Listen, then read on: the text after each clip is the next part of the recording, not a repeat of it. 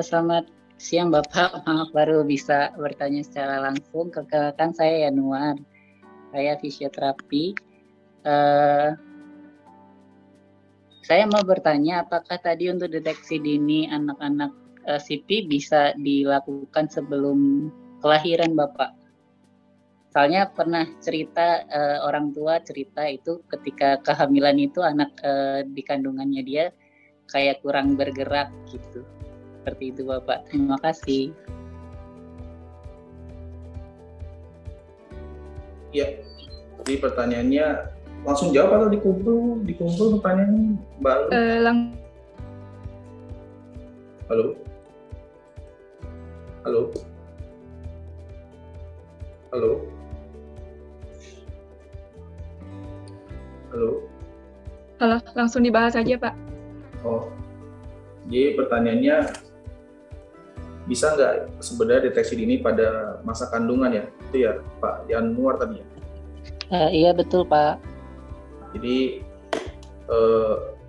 pemeriksaan di masa kandungan bisa kita deteksi yaitu secara foto di mana ada kita menggunakan ibu-ibu sekarang atau dokter-dokter kandungan sekarang kan bisa. Ini yang pemeriksaan itu yang dilakukan oleh profesi kesehatan ya, bukan kita. Jadi pemeriksaannya dilakukan oleh pemotoan yaitu USG. Jadi kita lihat ada gangguan atau ada masalah dari tampilan gambar USG dari USG pertama, kedua dan ketiga seperti itu. Jadi bisa kita lihat ada bagian-bagian yang tidak berkembang, ada bagian-bagian yang tidak pada umumnya secara anatomi dan fisiologi yang terjadi pada masa gestasi bisa kelihatan dari situ. Biasanya sih saya memberitahunya seperti itu ke keluarga ataupun ke pasien. Jadi edukasinya yaitu jadi USG-nya yang kita tampilan fotonya yang kita pertanyakan ketika ibu-ibu sedang mendeteksi sebelum masa kelahiran seperti itu. Terus yang kedua, jika ragu dengan profesi kesehatan yang pertama, misalnya dengan dokter kandungan pertama, ya second opinion cari dokter kandungan kedua seperti itu. Biasanya sih seperti itu. Jadi terdeteksi dininya itu dengan USG biasanya gambaran tadi. Seperti itu Pak Yanuar kurang lebihnya. Ya, baik saya. Bapak. Terima kasih informasinya.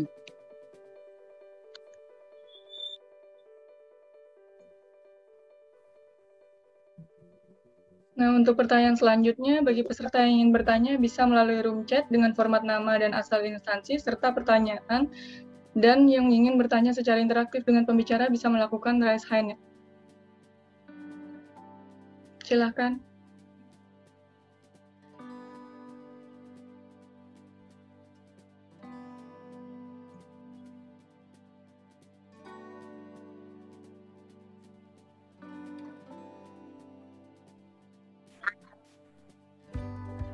Ya, sambil menunggu ya mungkin karena anatomi ya, jadi anatomi dasar, jadi semua literatur udah banyak menyiapkan. Jadi, tapi ya itu teman-teman, anatomi merupakan dasar dari profesi kesehatan kita, itu sangat dipakai apalagi yang mau kita kaji ini tentang hubungannya dengan otak gitu. Jadi harap diperkuat anatominya, diperkuat pemeriksaannya supaya nanti proses fisioterapinya bisa jalan dengan baik di tempat teman-teman bekerja nanti. Karena kan kita mau menjadi fisioterapi yang unggul, fisioterapi yang mandiri, apalagi teman-teman yang sudah buka praktek sendiri. Jadi anatominya diperkuat lagi. Kita sama-sama belajar di sini untuk memperkuat anatomi, terutama anatomi pada kasus cerebral palsy. Ada lagi teman-teman?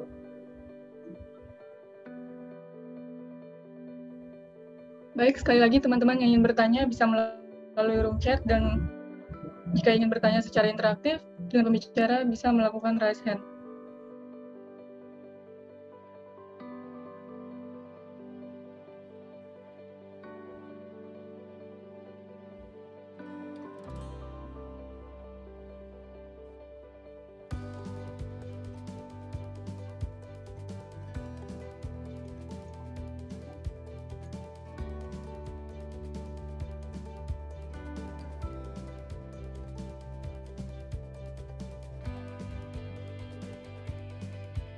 Silakan.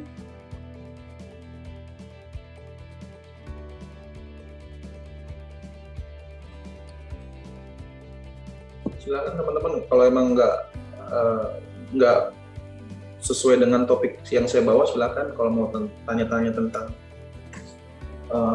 pengalaman atau tentang intervensi atau apa, itu nggak harus tentang topik, nggak apa-apa. Nah, mungkin anatomi sudah bisa didapat di mana-mana mungkin kan. Jadi mungkin teman-teman mungkin takut bertanya karena nggak sesuai dengan topik yang dibawakan saya, nggak apa-apa, silakan. Ketika saya bisa jawab, saya akan jawab. Baik, Pak Agus. Ada pertanyaan kedua dari Dwi, ingin bertanya, untuk anak berat badan BBLR, patofisiologinya bisa CP, itu bagaimana ya Pak? Apakah sama dengan anak yang prematur? Karena saya pernah menemukan anak penderita CP dengan riwayat cukup bulan, namun dengan BBLR. Makasih. Gimana tadi penjelasannya? Jadi anak, coba tolong diulang. Anak BBLR. Gimana? Jadi untuk anak BBLR, patofisiologinya bisa CP itu bagaimana ya? Apakah sama dengan anak yang prematur? Karena saya pernah menemukan anak penderita CP dengan riwayat cukup bulan, namun dengan BBLR. Putus. Jadi, mohon maaf ya saya putus-putus. Jadi, ada anak CP yang cukup bulan tapi CP gitu. Ya, ada anak dengan bayi berat badan lahir rendah. Patofisiologinya bisa CP, itu bagaimana ya? Terus dengan anak yang prematur, karena saya pernah menemukan anak penderita CP dengan riwayat cukup bulan, namun berat badan bayi lahirnya rendah. Oh. Jadi untuk tadi yang penanya, yang pertama patofisiologi berat badan lahir rendah, kenapa bisa jadi CP? Kemudian yang kedua, ada anak CP dengan cukup bulan, tapi itunya berat badannya tetap rendah gitu. Iya. Ya. Jadi yang pertama, berat badan lahir yang rendah itu kenapa bisa menjadi serba palsi? Itu sudah tadi yang saya bilang. Jadi ada biasanya berat lahir rendah itu hubungannya dengan prematur, jadi tidak cukup bulan. Nah, biasanya itu ada masalah. Jadi ada masalah pada di tumbuh kembang otaknya saat masa gestasi tadi atau saat masa kandungan. Jadi sama dengan tadi. Bayi prematur atau cukup rendah itu menjadi serba palsi karena banyak area-area otak yang tidak tersuplai atau tidak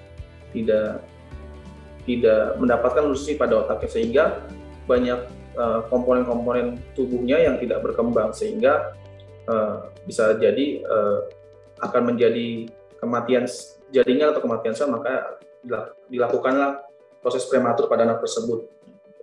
Jadi biasanya kan hubungannya dengan berat badan lain juga hubungannya dengan asupan si ibunya di plasentannya bermasalah, sehingga si anak tidak mendapat nutrisi yang baik atau nutrisi yang cukup. Jadi ada poin-poin aspek-aspek tertentu yang dilakukan saat prematur sehingga menjadikan atau menyebabkan anak lahir dengan berat badan yang rendah. Jadi itu. Kemudian yang kedua ada cukup bulan tapi berat badan lahir seperti itu. Nah, itu berhubungannya sama dengan pertanyaan pertama tadi. Cukup bulan berarti dia tidak ada masalah di usia kandungannya, tapi dia bermasalah dengan bermasalah di nutrisi otak, nutrisi asupan bayi saat gestasi, di mana tadi saya bilang selama bayi masa 9 bulan itu dia tidak di plasentanya atau nutrisi yang dia ambil dari ibunya atau si orang tuanya tidak terambil sama sistem tubuhnya si bayi ini. Jadi secara bulan dia cukup, tapi secara berat badan dia rendah. Jadi seperti itu. Jadi itu sama dengan tadi, ketika berat badan rendah hubungannya dengan serba palsi. Jadi ternyata hubungannya tadi tidak adanya nutrisi pada otak, tidak adanya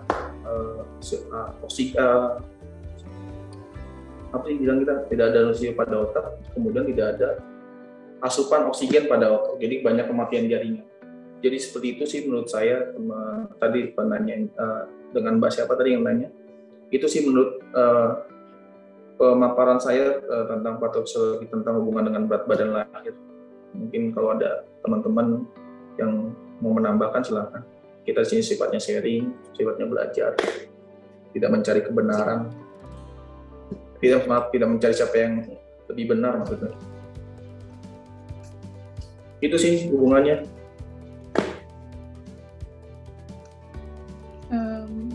Baik, ini ada pertanyaan ketiga dari Leniria Simanjuntak. Izin bertanya, Pak, ada pasien saya anak pertama dan anak keduanya dengan kasus CP. Saya bertanya apakah ada kemungkinan anak ketiga terkena CP lagi sementara kedua orang tuanya keadaannya sehat dan normal. Iya, Bu Leni, banyak beberapa literatur mengatakan sebelah pasti ada hubungannya dengan masalah gangguan genetik, tapi tidak menjadi parameter ketakutan seorang orang tua ketika ingin memiliki anak pertama, kedua, ketiga, keempat setelah ternyata anak pertamanya sebelah pasti. Banyak literatur mengatakan itu masalah genetik, tapi saya berpikir itu tidak benar menurut pengalaman saya, karena berpikir tadi aspek 3 tadi yang resiko faktor tadi yang kita bahas, di mana ada tentang resiko prematur, resiko prematur, resiko kesehatan si ibu saat mengandung. Jadi resiko faktor itu yang kita kaji ketika si pasien ibu untuk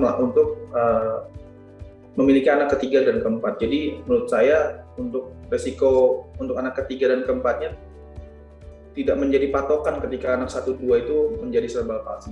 Mungkin kita lihat anak 1, anak keduanya saat masa kandungannya prenatal postnatal seperti apa, terus anak keduanya seperti apa. Jadi itu yang bisa kita kaji juga. Mungkin ternyata banyak beberapa pasien saya seperti itu. Jadi dibilang dokternya sehat-sehat tapi keluar nggak sehat, ternyata keluar beda. Jadi mungkin itu yang harus kita lebih aware ke orang tua sekarang untuk deteksi dini atau untuk lebih aware lagi terhadap calon si buah hatinya saat sedang mengandung. Jadi supaya tidak menjadi anak cerebral palsy atau menjadi anak berkebutuhan khusus. Jadi ada tiga aspek itu sebenarnya. Bahkan cerebral palsy kan sudah jelas tadi kerusakan otak sebenarnya. Yang terjadi di masa kandungan itu yang terjadi di masa PFL. Jadi yang tadi saya bahas ada 5 masa saat perkembangan otak, itu yang harus diwaspada, itu yang harus dilihat seperti itu. Jadi untuk anak ketiga keempat tidak menjamin memiliki anak berkebutuhan khusus. Menurut saya Bu Leni ya, menurut saya itu sih. Mungkin kalau ada kurang puas bisa kita diskusi lagi secara pribadi atau secara nanti bisa sharing lagi. Tapi itu secara pengalaman saya seperti itu. Beberapa pasien saya memiliki anak pertama, kedua, atau anak pertama cerebral palsy, jadi secara psikologis dia takut-takutan untuk memiliki anak kedua. Ketakutannya ketika dapat normal, perhatiannya terambil sama anak keduanya. Anak pertama yang berkebutuhan diri tidak terperhatikan secara psikologi mereka. Kemudian kedua, ketika anak keduanya mendapat anak berkebutuhan khusus, jadi kayak nambah lagi masalah mereka gitu. Jadi ilmu komunikasi kita yang kita sampaikan ketika ada pertanyaan-pertanyaan dari orang tua seperti itu sih. Jadi kita berdasarkan based on teori, based on clinical reasoning kita yang kita berbuat. Jadi seperti itu sih. Seperti itu Mbak Lu. Ada pertanyaan selanjutnya Pak dari Mariatul Kitbiah RSUD Dr. Haji Andi Abdurrahman Nur. Nah, ini berkaitan dengan penata laksanaan fisioterapi terkait dengan deteksi dini tadi, Pak. Pertanyaannya, adakah penanganan fisioterapi pada ibu hamil yang kehamilannya sudah terdeteksi bahwa anaknya kemungkinan CP? Jadi peran fisioterapi pada ibu yang mau melahirkan anak berkebutuhan khusus gitu, terutama sebelah pasien. Jadi udah terdeteksi. Oh. Jadi biasanya biasanya kan terjadi mungkin bukan mungkin lah. Kalau seperti itu kan berarti terjadi peluang terbesarnya pada keluarga kita. Kan masa ada ibu-ibu datang ke kita dengan anak berkebutuhan. Nah, jika datang ibu-ibu atau pasien seperti itu, dia mengetahui anaknya berkebutuhan khusus, paling kita penata laksananya belum ada secara tindakan atau secara praktisi gitu kan, secara praktek lapangan. Tapi mungkin pendekatan kita seperti psikolog. Jadi ketika kita tidak merasa belum saatnya kita fisioterapi, tapi kita pendekatan kita secara psikolog, di mana biasanya orang tua itu tidak menerima dia mendapatkan kebutuhan khusus ini gitu kan, menolak gitu kan. Jadi pendekatan kita secara psikolog atau pendekatan kita secara bahasa verbal atau ilmu komunikasi seperti itu. Jadi kalau untuk sepengetahuan saya, penata laksanaan fisioterapi pada ibu yang mau mendapatkan anak berkebutuhan khusus atau serbasi itu lebih pendekatannya lebih ke secara persuasif dari obrolan gitu, bukan secara tindakan praktisi seperti di klinik-klinik lainnya gitu kan. Karena hampir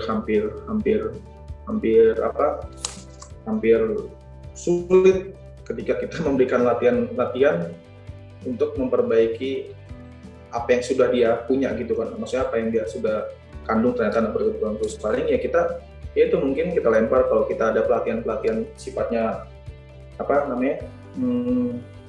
olahraga, senam seperti itu yang dilakukan ketika masa kehamilan gitu. Ketika mau lahiran, jadi kita melakukan senam-senam atau olahraga yang sifatnya untuk menguatkan panggulnya, menguatkan apanya untuk proses kelahirannya supaya berjalan lancar seperti itu sih. Sisanya paling ya itu pendekatan secara psikolog, atau mungkin kalau kita merasa kita bukan kapabilitas kita, ya kita lempar ke rekan sejawat psikolog. Seperti itu sih teman-teman. Ke penanya tadi, Mbak siapa tadi? Mbak Lu? Mariatul. Ya, seperti itu sih Bu Mariatul. Menurut pandangan saya gitu, kalau ketemu pasien atau orang tua yang sudah sedang mengandung anak berkebutuhan khusus gitu loh. Itu sih.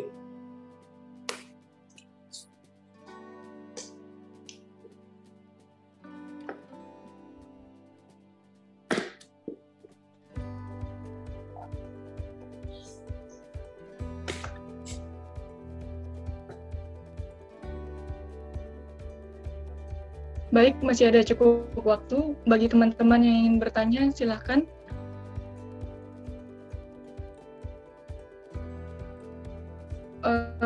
Silakan dari Pak Yanuar Adi Sanjaya, bisa mengaktifkan mikrofonnya.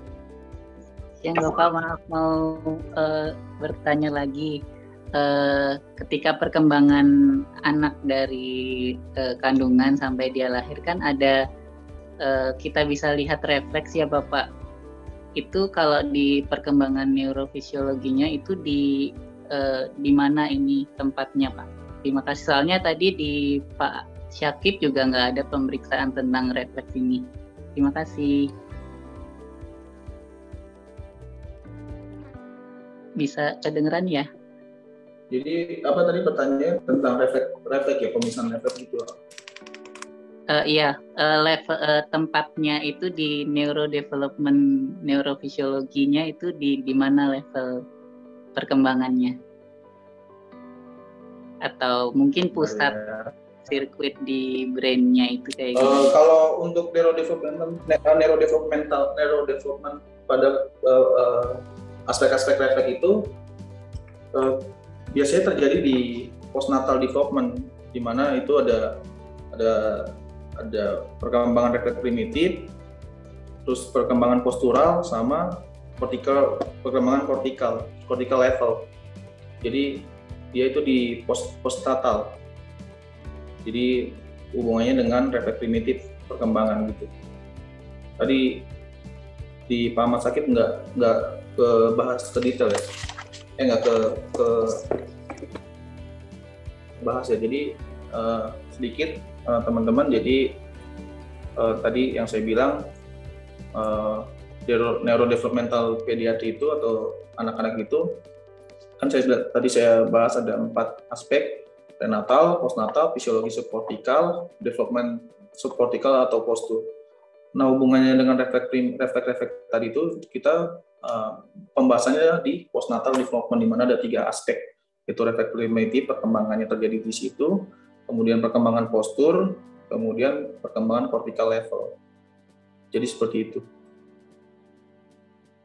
Pak Yanuar, kurang lebih itu sih Pak Yanuar.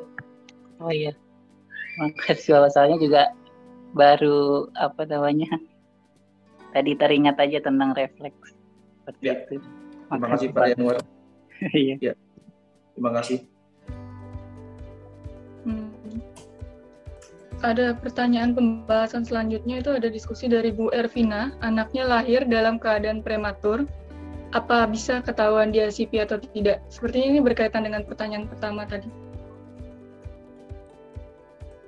Anak saya prematur, bisa nggak ketahuan dia CP atau tidak? Untuk Bu Ervina, sebenarnya bisa ketahuan atau tidak dengan pemeriksaan dini tadi.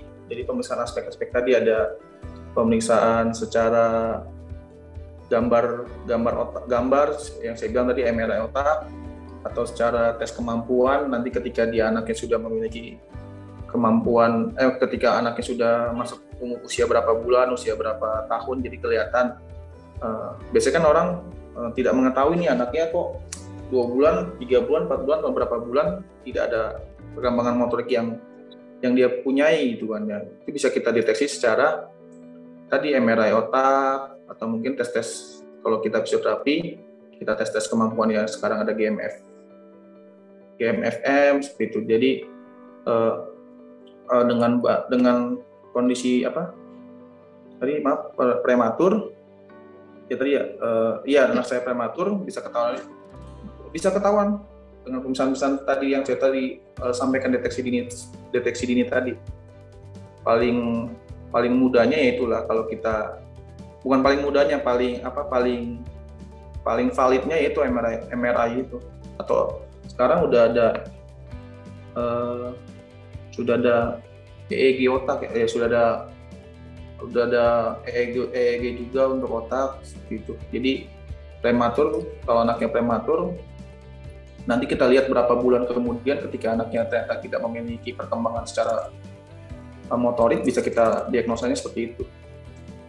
Baik, untuk kalau anaknya lagi masih bayi atau masih umur baru lahir ya, stimulasi aja Bu Ervina. Kan kita udah tahu ya, maksudnya teman-teman kan sudah mengetahui lah tahapan tumbuh kembang anak normal usia 0 sampai 2 bulan itu memiliki kemampuan apa, 4 sampai 6 bulan itu sudah kemampuan apa. Nah, kita lihat nih sebenarnya anaknya usianya sudah berapa, terus dia memiliki kemampuannya berapa, supaya menjadi parameter kita ada keterlambatan tidak, atau hanya global delay, atau mungkin ada patologi lain atau patologi khusus gitu.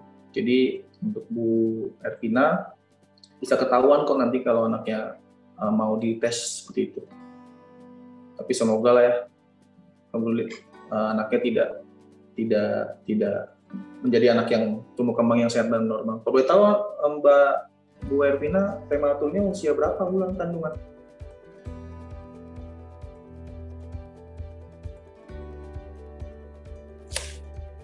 Untuk Ibu Ervina, jika ingin melakukan pertanyaan secara interaktif, bisa langsung mengaktifkan mikrofonnya. Iya, kan bisa umurnya mungkin cuma kurang 1 minggu, 2 minggu, atau mungkin umur jalan 8 bulan, Pak. Ya, jadi ya bisa kita deteksi dini sebenarnya tadi dengan nanti ketika usianya sudah mencapai usia masa setelah lahir atau setelah pulang, bisa kita lihat perkembangan otaknya atau perkembangan motoriknya. Kalau ada yang keterlambatan, itu bisa kita stimulasi supaya dia bisa mengejar keterlambatannya. Tapi kalau mau deteksi dini awalnya ya seperti itu, langsung ke dokter spesialis saraf supaya kita lihat ada gambaran apa namanya, secara gambar otaknya atau secara gambar brainnya ada masalah tidak, ada masalah keterlambatan nggak. Jadi kita bilangnya neuroimaging, jadi MRI otak. Tapi biasanya kan kalau bayi-bayi baru berapa bulan kan belum kelihatan ya, karena maksudnya bayi-bayi prematur 8 bulan kan ya keluar kan biasanya masih tetap di inkubator, jadi belum kelihatan ada masalah keterlambatan atau tidak. Kan bukan berarti prematurity itu menjadi totally atau menjadi sepenuhnya masalah anak berkebutuhan khusus, kan cuma risiko tinggi saja yang bilangnya gitu kan. Banyak mungkin beberapa keluarga, beberapa pasangan memiliki anak prematur ternyata sehat-sehat saja gitu kan, atau mungkin hanya global delay seperti itu. Jadi kita lihat nanti Pak Bu Ervina perkembangan tiap bulannya anaknya kiranya ada memiliki keterlambatan atau tidak sih, seperti itu.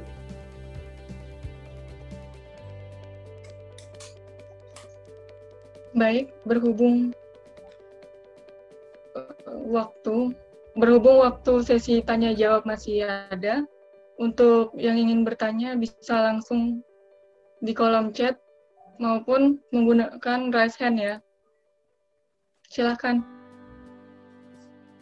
Iya, silakan. Nggak perlu harus tentang anatomi, tentang sharing pengalaman kerja atau apapun itu. Kita kan sini sama-sama belajar, bukan.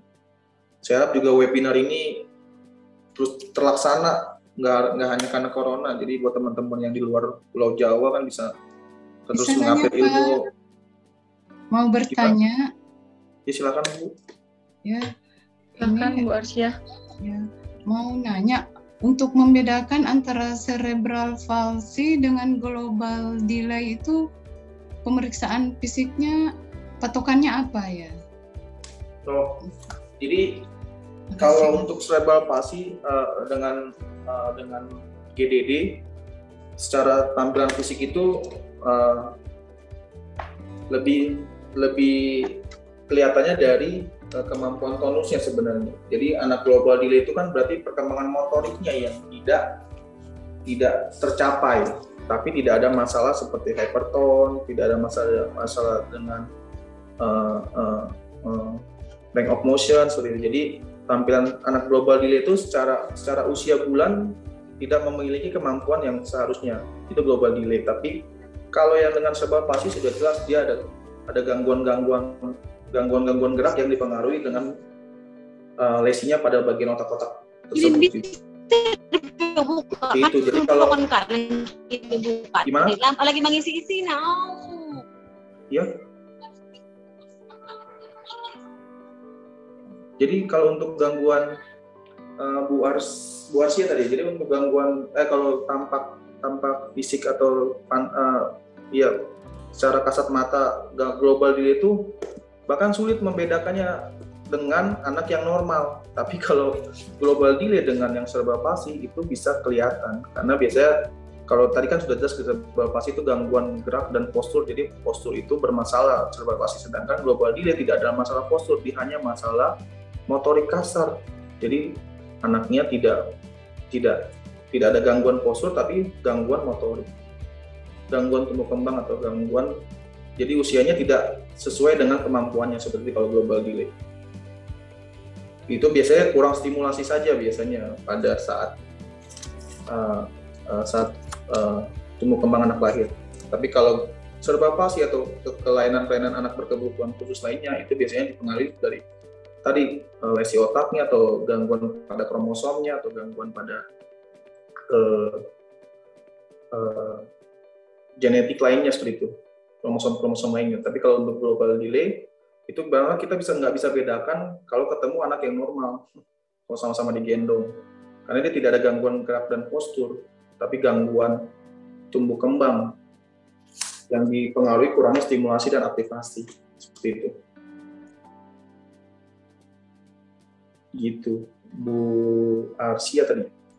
Ya, terima kasih. Ya, terima kasih Bu Arsia.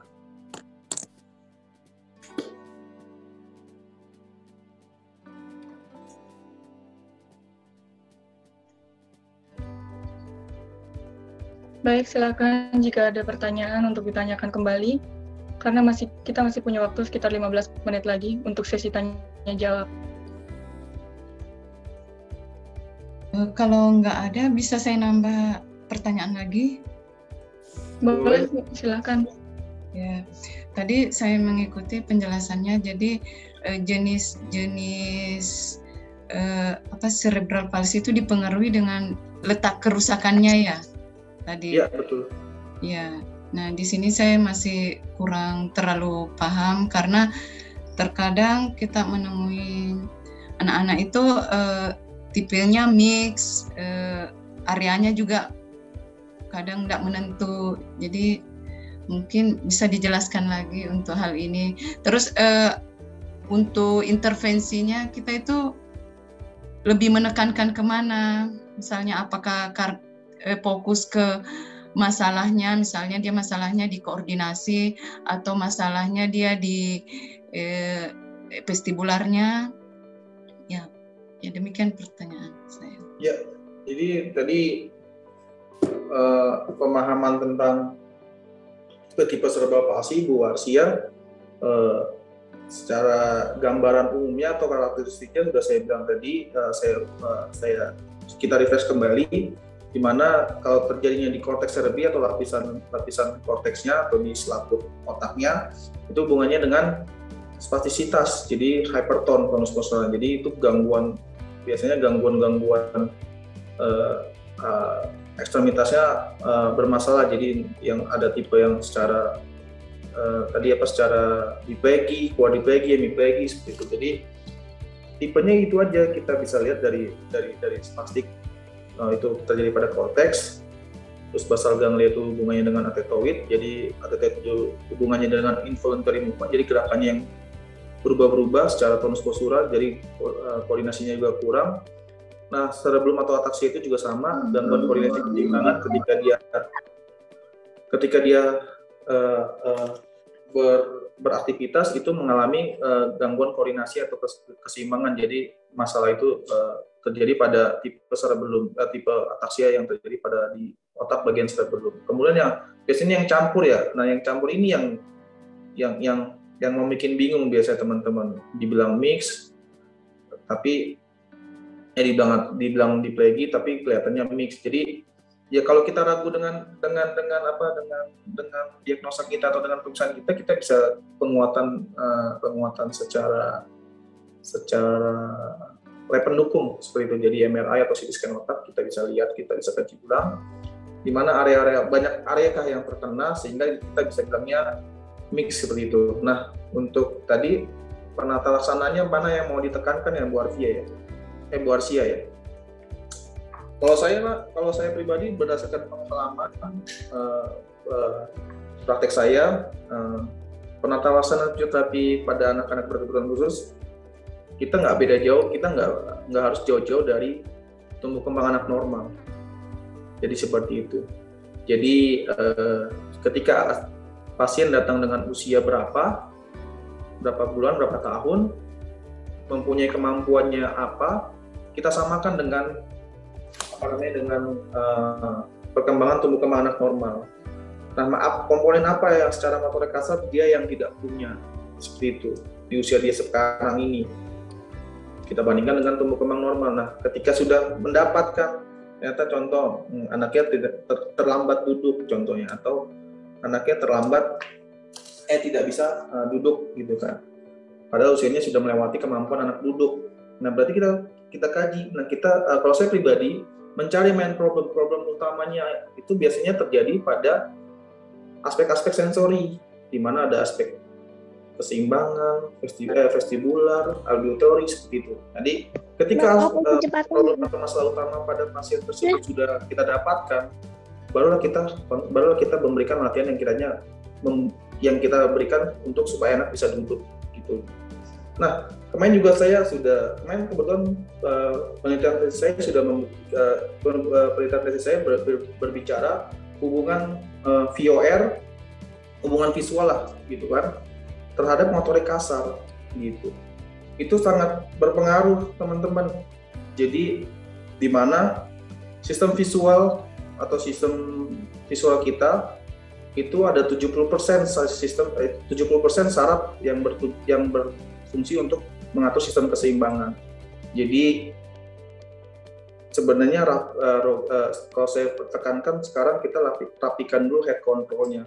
Nanti akan mengikut sebenarnya. Kan tidak mungkin ketika dia duduk tapi palanya jatuh.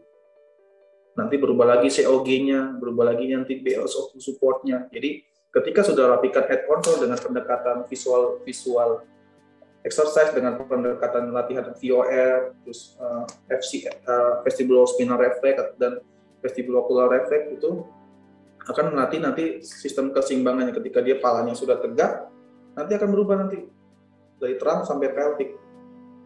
Otomatis ketika sistem head control kita sudah perbaiki dengan pendekatannya visual dan auditory, itu sudah otomatis si komponen bawahnya terang sampai ankle-nya berubah seperti itu. Jadi tinggal pendekatannya nanti mau latihan untuk apa, duduk, berdiri.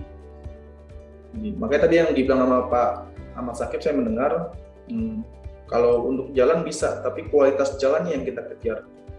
Seperti gitu. Makanya anak CP jalan bisa, tapi kalau palanya jatuh-jatuh seperti apa? Terus ketika tadi saya bilang pusat keseimbangan itu 70% itu terdapat di sistem saraf visual.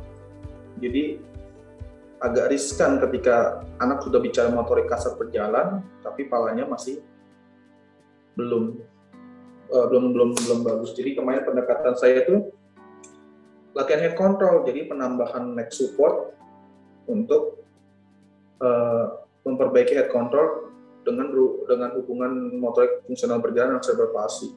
Gitu. Jadi anak jalan sudah memiliki kontrol minimal tegak. Jadi saya kemarin custom neck support-nya, kemarin saya juga memiliki di YPAC Jakarta. Jadi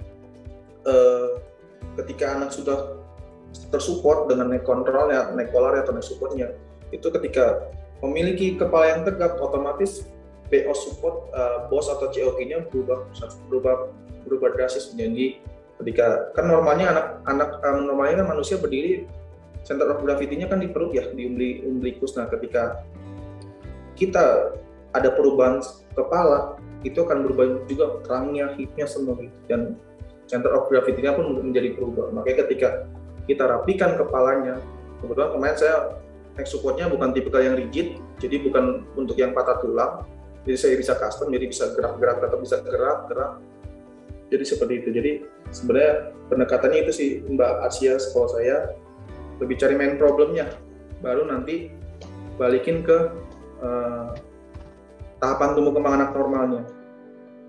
Mana yang mau kita kejar? Kalau kita sudah dapat apa yang mau kita kejar, baru kita cari main problemnya, baru nanti kita berikan latihannya. Seperti itu sih.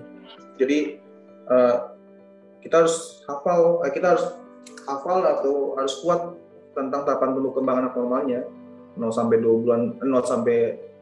3 bulan punya head control, 4 sampai 6 bulan punya duduk gitu kan. 6 sampai 8 mungkin beberapa bilang berdiri, seterusnya jalan. Nah, kita lihatlah ternyata anak 2 tahun punyanya cuma duduk. Berarti yang hilang apa? Seperti itu. Itu sih. Bu Arsia, terima kasih pertanyaannya, semoga terjawab. Terima kasih penjelasannya, Pak. Baik, berhubung waktu diskusi ternyata masih cukup panjang, untuk teman-teman yang masih ingin bertanya dan berdiskusi dengan pemateri, bisa melalui room chat atau menggunakan fitur raise hand jika ingin bertanya secara interaktif dengan pembicara. Ada pertanyaan nih Pak, dari Ibu Aprilia Damayanti. Anak CP spastik diplegi karena mikrosefali, usia 4 tahun 4 bulan baru bisa merangkak, bagaimana prognosis terapinya ya Pak, kalau dilihat dari neuroscience?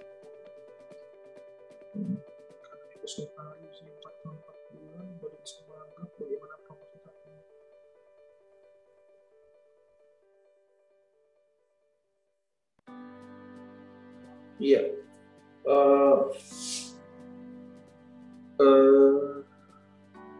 Ini saya pernah mendapat kasus di mikrosefali. Jadi punyanya hanya merangkak. Jadi sedangkan usia sudah masuk 4 tahun 4 bulan. Jadi ya pendekatan kita sebagai fisioterapi sebenarnya lebih ke secara usia kan dia secara kemampuan motorik kasar kan dia tertinggal jauh ya dari dia hanya memiliki merangkak. Jadi kita kalau saya biasanya pendekatan saya pada anak mikrosefali itu kan berarti gangguannya pada otak, di mana otaknya tidak berkembang karena memiliki ruang yang kecil. Nah biasanya anak-anak mikrosefali ini pendekatan saya itu tetap tahapan tumbuh kembangnya kita kejar, tapi pendekatannya dengan stimulasi dan aktivasi, di mana ketika mau merangkak ya kita stimulasi proses merangkak dia supaya latihan itu tersimpan di korteks, supaya sistem stimulasi kita dari luar yang tadi saya bilang semua bagian tubuh kita itu merupakan sensory of channel, supaya nanti ketika distimulasi itu sampai ke otak supaya output yang diharapkan bisa dapat di latihan tersebut. Jadi pendekatannya itu kalau pribadi saya biasanya stimulasi dan aktivasi. Jadi tetap mengejar, kita nggak bisa berharap, kita nggak bisa bilang ini bisa seperti apa yang dibilang Pak Ahmad Syakib, ilmu komunikasi kita yang kita kuatkan. Tapi setelah kita mendapatkan ini, kita harus ya lihat tahapan tumbuh kembangnya seperti apa. Ketika merangkak berarti yang sudah lewat duduk terus berdiri dan berjalan. Nah saya biasanya melakukan stimulasi dan aktivasi, membuka sensori channelnya di otaknya gitu. Jadi menstimulasi semua bagian tubuhnya untuk memberikan latihan motorik kasarnya. Nah biasanya mikrosefalinya itu kita head controlnya bagus tidak nih. Kalau tidak bagus, biasanya anak-anak mikrosefali head controlnya kurang. Nah biasanya kalau masih kurang pun ya kita tambahkan alat bantu seperti tadi saya bilang, neck support atau neck collar tambahan supaya latihan tumbuh kembang motorik kasarnya bisa bagus, bisa tercapai ketika memiliki head control yang baik. Jadi pendekatan saya sih biasanya untuk anak-anak mikrosefali itu stimulasi dan aktivasi ke arah motorik kasar yang mau kita tuju. Seperti itu Bu Ibu Aprilia. Puji Lestari. Ibu Aprilia, Pak. Aprilia, iya. Kemudian ada pertanyaan selanjutnya dari Ibu Puji Lestari. Bagaimana dengan kasus hidrosefali untuk patofisiologi dan apa yang terjadi jika sudah dilakukan vipisan? Bagaimana dengan kasus hidrosefali untuk patofisiologi dan apa yang terjadi? Ya. Hidrosefali kan berarti kebanyakan cairan yang terjadi di otak itu berarti sama dengan kita kelebihan nutrisi atau kelebihan karena jatuhnya dia sel otak yang terendam atau terbanjiri cairan hidrosefali ini tersebut, jadi mengakibatkan banyak kematian jaringan-jaringan. Walaupun ketika sudah dilakukan vipisan atau membuat jalur pembuangan lah kita bisa bilang gitu kan. Vipisan itu merupakan kayak operasi pemasangan selang untuk membuat cairan tersebut jatuh ke bagian organ perutnya. Nah, ketika sudah dilakukan vipisan, itu beberapa sel dalam otak kan sudah mengalami kematian terlebih dahulu ketika hidrosefali. Nah, kita sebagai fisioterapi tetap melakukan apa? Tadi saya bilang stimulasi dan aktivasi untuk membuka open sensory channel. Karena sifat latihan yang kita berikan itu sifatnya harian. Makanya tadi beberapa literatur mengatakan 3-5 jam kita harus menstimulasi anak berkebutuhan khusus tiap harinya supaya sensorik atau atau stimulasi yang diberikan itu bisa teradaptasi, terekam, dan terproses di sistem korteks cerebri supaya nanti berproses outputnya yang sesuai kita harapkan. Makanya diharapkan stimulasi yang kita berikan itu tepat. Jangan, karena tadi saya bilang semua tubuh bagian anak-anak itu sensory of channel, jangan asal sembarang pegang atau jangan sembarang memberikan informasi yang kurang tepat karena nanti bisa terekam di otaknya atau terekam di sistem korteksnya, atau batang otaknya. Nah, ketika sudah distimulasi itu, kita harapkan apa? Semua jaringan otak itu ada beberapa yang bisa terstimulus atau bisa teraktivasi kembali gitu, seperti itu. Jadi patofisiologinya menurut pemahaman saya seperti itu, Ibu Puji. Seperti itu.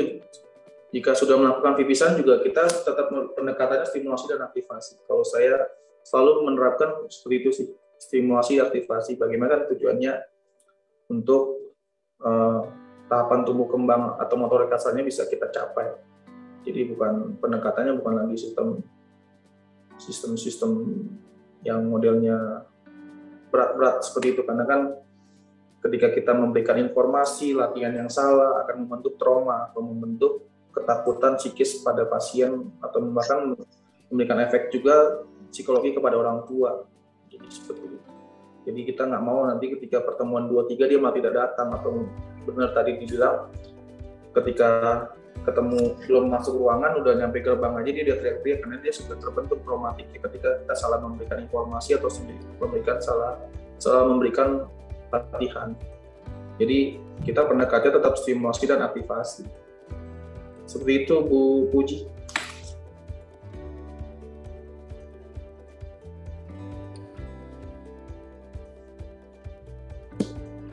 Halo.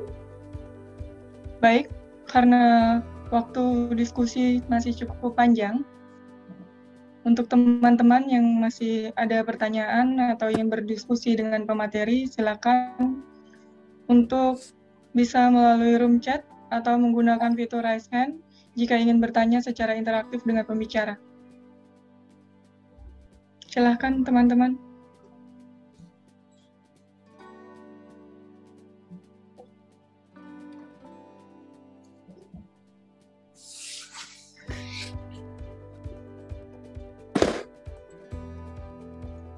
Yuk teman-teman, yuk.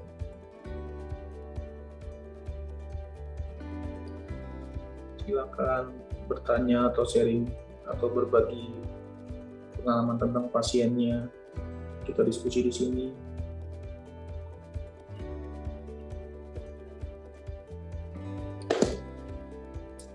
Silakan teman-teman, karena waktu diskusinya masih cukup panjang.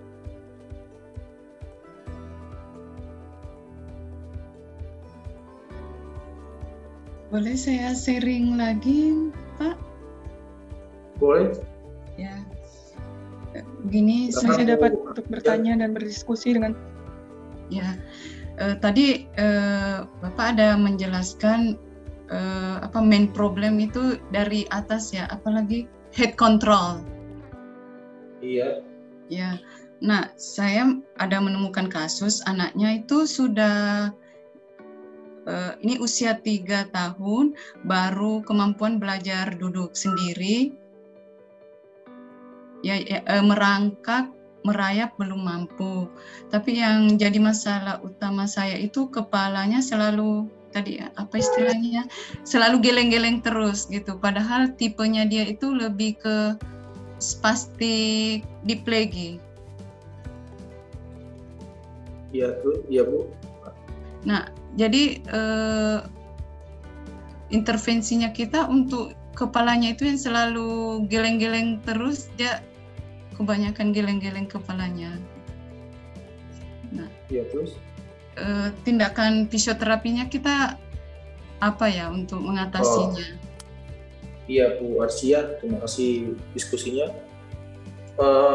Geleng-geleng ini sebenarnya geleng-geleng karena dia mencoba mengangkat tapi jatuh, atau dia ada mixed problem, takutnya dia ada kondisi gangguan perilaku juga. Jadi ketika dia mungkin ada, jadi kasusnya mixed problem, jadi nggak hanya cerebral palsy murni gitu. Jadi seperti itu. Jadi ketika beberapa kan pasien ada yang mixed problem ya, ada yang mungkin dengan ADHD dengan autisnya, atau ada mungkin dengan gangguan perilakunya. Jadi itu yang mau kita kaji ketika kita pastikan dulu nih, geleng-geleng ini sebenarnya ada patologi lain, maksudnya dalam arti dia mixed problem, cerebral palsy plus apa, atau dia hanya murni ketidakmampuan dia untuk mengangkat head control-nya. Nah, kalau pendekatan yang model mixed problem, kita pastikan mana yang menjadi dominan. Maksudnya yang menjadi dominan itu, misalnya contoh ya, CP plus autis, atau CP plus ADHD lah, paling gampang. Namanya mana yang menjadi dominan, CP-nya kah yang lebih dominan, atau yang lebih berat, atau ADHD-nya, atau autisnya. Barulah itu yang kita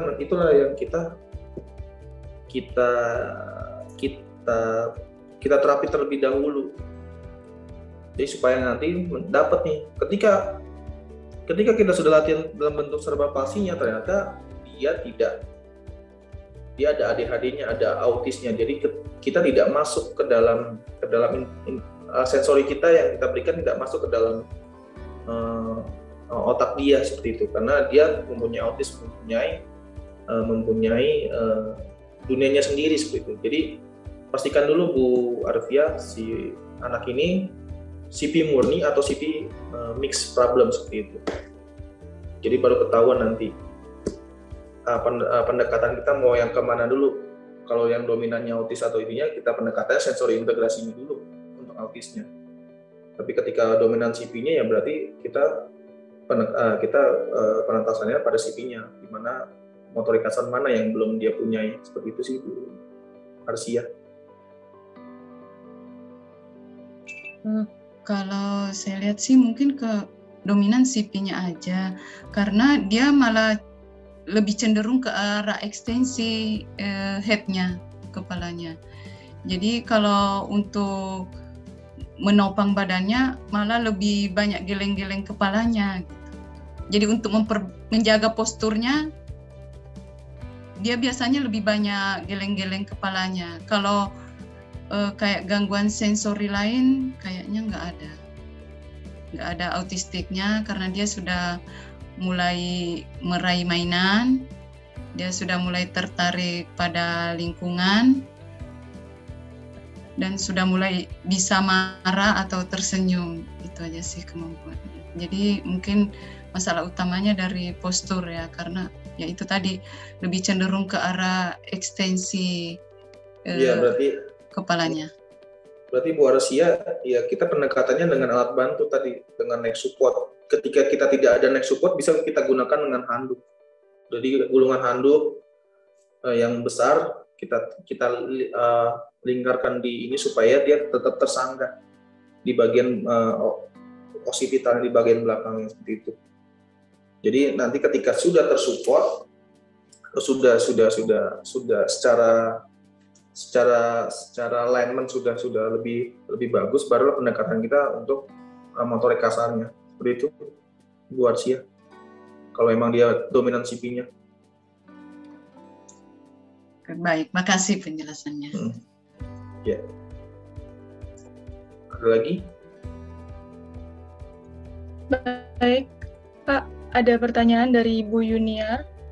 Mau bertanya, aku punya pasien CP, dia enggan mau diposisikan merangkak. Kak, gimana ya mengatasinya? Awalnya ada spastis di tangannya, tapi setelah di fisio, spastisnya berkurang.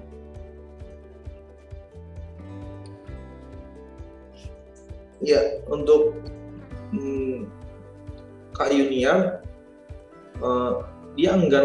dia bisa dipastikan nggak enggan mau posisi merangkak itu seperti apa? Apa ada posisi tubuhnya yang kurang pas, atau posisi apanya yang kurang pas? Jadi teman-teman, ketika kita menterapi pasien, kita bayangkan dulu posisi kita seperti mereka, apakah nyaman, tidak nyaman seperti itu. Tapi kalau emang dia sudah nyaman tapi dia tetap enggak merangkak, nggak mau posisi merangkap.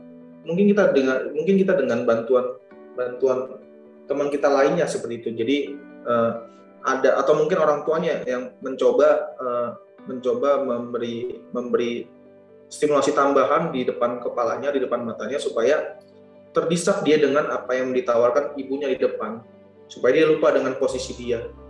Biasanya sih gitu kalau untuk kasus-kasus yang pasien tidak mau diposisikan merangkap kalau tidak ada kalau posisinya sudah nyaman. Tapi biasanya anak-anak ini posisi merangkap itu tidak nyaman karena ada satu hal yang masih terganjal, atau mungkin palanya atau tangannya, atau mungkin ada yang dari hipnya atau dari ankle masih yang kurang pas gitu.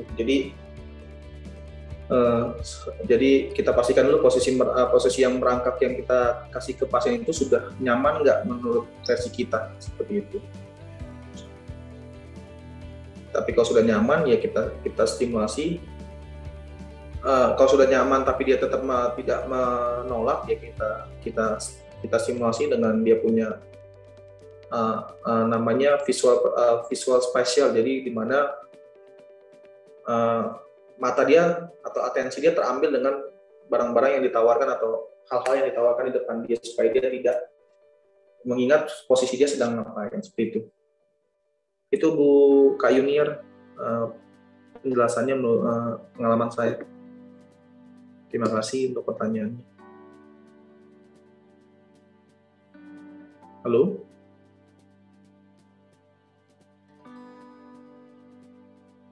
Halo?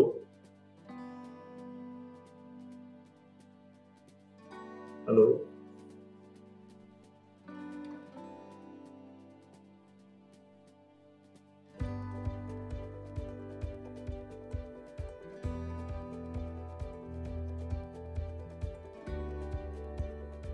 Halo?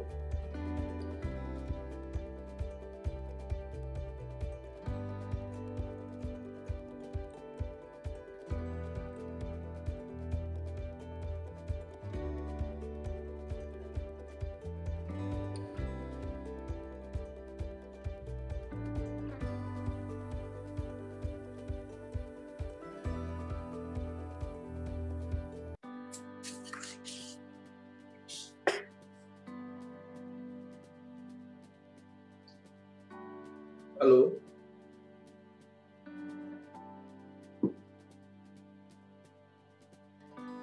Halo? Halo? Mohon maaf, Bapak, mungkin ada kendala sinyal, jadi mungkin sementara saya akan menggantikan. Oh, saya pikir sinyal saya udah gonta-ganti.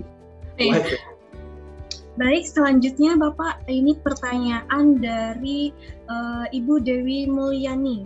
Izin bertanya Bapak, saya menemui beberapa kasus, ibunya hamil kembar lalu yang satu meninggal di dalam kandungan dan yang satu selamat. Anak yang selamat tersebut cerebral palsy.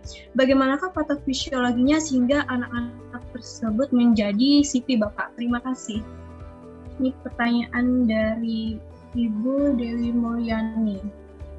Mungkin Ibu bisa iya, untuk Bu Dewi meninggalnya halo? Jadi Bu Dewi apakah Ibu Dewi ada di sana?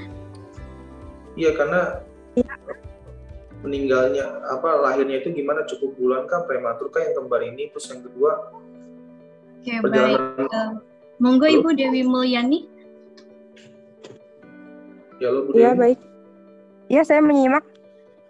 Iya, untuk anak kembar yang lahirnya waktu lahir gimana? Apa info lainnya, seperti apa, dia cukup bulan kah atau dia ada gangguan di masa kandungan kah, saat masa kandungan, seperti itu?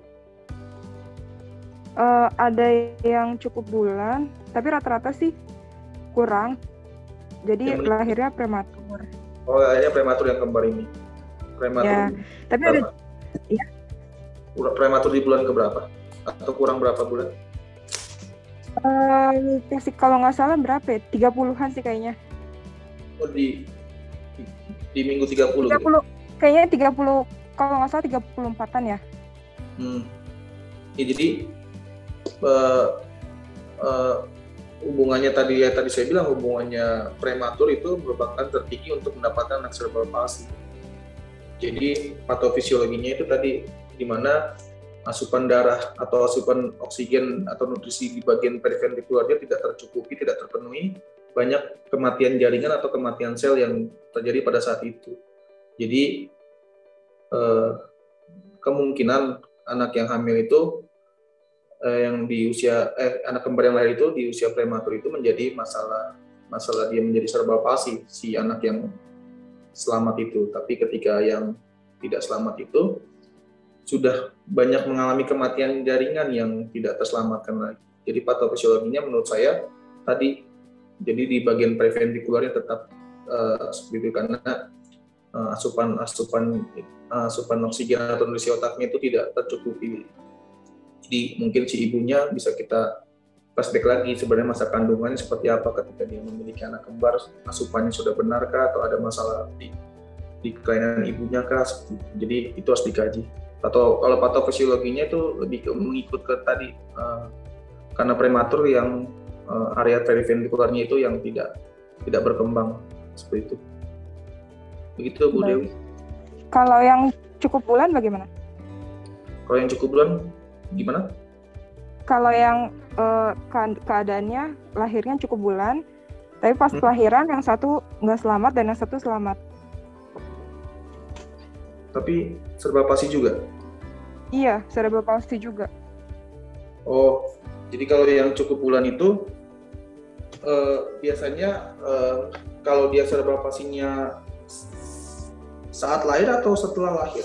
Kalau dia setelah lahir biasanya teridentifikasi dengan virus-virus tadi, etiologinya dengan terpapar virus si anak yang lahir dengan selamat itu. Tapi kalau yang tidak selamat itu hubungannya yang dengan terpapar virus kalau cukup bulan seperti itu. Oh ya, baik. Itu sih Bu Dewi menurut pemahaman saya sih. Ah ya, baik, terima kasih. Iya.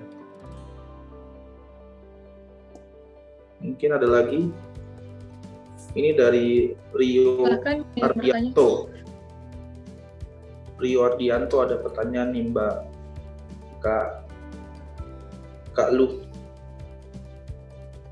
Iya, dari Rio Ardianto ada pertanyaan mengenai bagaimana kita sebagai fisioterapi mengedukasi atau latihan di rumah kepada ibu pasien yang anaknya CP. Terkadang orang tua juga kesulitan untuk melakukannya, apalagi pasien CP spastik. Terima kasih. Iya, untuk Mas Rio. Jadi sebenarnya home program itu kan ada dua ya kalau menurut saya, ada dua yang mau kita jelaskan, di mana apa yang boleh dilakukan dan apa yang tidak boleh dilakukan anak saat di rumah. Jadi pendekatannya home program itu ya PR singkat. Jadi ketika contoh dengan pengaturan posisi ADL anak saat di rumah, minta posisi duduk, posisi tidur, posisi menangkap, kita pastikan semua anak tersebut dikasih program yang kiranya membantu proses fisioterapinya di klinik kita nanti gitu. Jadi tinggal kita cari nih home program apa yang mau dikasih sama pasien dengan kasus apa, dengan kekurangan, dengan gambaran klinis seperti apa gitu. Jadi kalau yang terkadang orang tua juga melakukan untuk konsultan apabila dengan kasus-kasus CP spastik, ya kita bisa tangani dengan tadi supaya dia contoh dengan duduk lah ketika banyak tipe banyak spastiknya. Ya berarti dengan kasih meja, kasih bangku yang kiranya memberikan support dia menjadi kontrol posturalnya menjadi bagus, bukan hanya sekedar duduk. Jadi seperti ketika dia duduk di rumah, jangan lagi duduk di lantai. Karena ketika duduk di lantai, anak akan menjadi posturnya rendah, kebanyakan versi terang. Nah makanya kita arahkan anak duduk dengan bantuan alat-alat bantu kayak meja belajar, bangku terapi seperti itu. Itu merupakan program. Nah apa yang boleh nggak diboleh dilakukan bisa kita berikan seperti itu. Jadi kita sambil duduk bisa dia sambil aktivitas fungsional ekstremitas atasnya atau lengannya seperti itu, koordinasi koordinasi antara mata sama anggota geraknya seperti itu. Jadi bisa kita latih seperti itu di kasus-kasus yang bermasalah seperti gangguan tumbuh kembang yang mengalami kesulitan duduk seperti itu, Mas Rio Hardianto.